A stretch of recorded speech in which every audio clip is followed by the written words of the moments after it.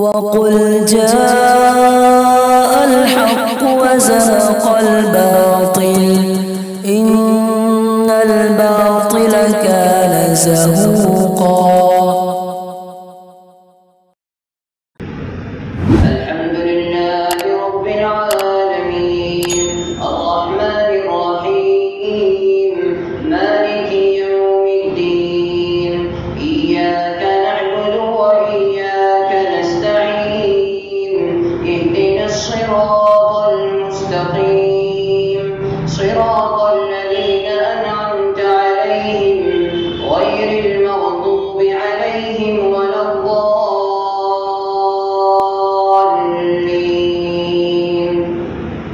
تبارك الذي نزل الفرقان على عبده ليكون للعالمين نذيرا الذي له ملك السماوات والأرض ولم يتخذ ولدا ولم يكن له شريك في الملك وخلق كل شيء فقدره تقديرا واتخذوا من دونه آلهة لا يخلقون شيئا وهم يخلقون ولا يملكون لأنفسهم ضرا ولا نفعا ولا يملكون موتا ولا حياة ولا نشورا.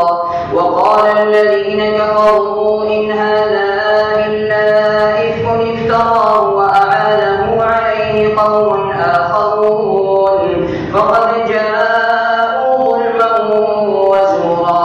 وقالوا أساطير الأولين اكتتبها فهي تملى عليه بكرة وأصيلا. قل أنزله الذي يعلم السر في السماوات والأرض إنه كان غفورا رحيما.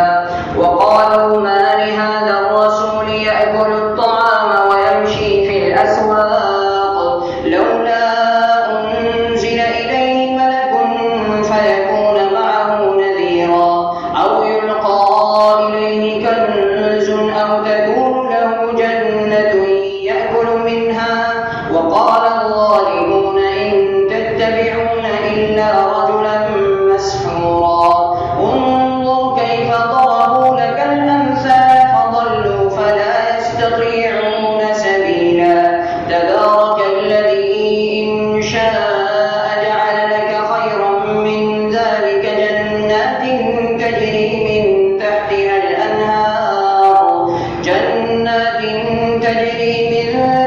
الأنهار ويجعل لك قصورا. بل كذبوا بالساعة وأعتدنا